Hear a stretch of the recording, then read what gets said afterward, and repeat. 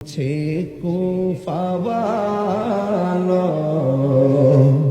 मुसाफिर न समझो मैं आया नहीं हो बुलाया गया हो।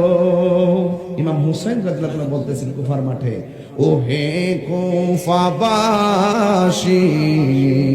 আমায় মুসাফির ভেবো না, আমি এমনেতে আসিনি দাওয়াতে এসেছি।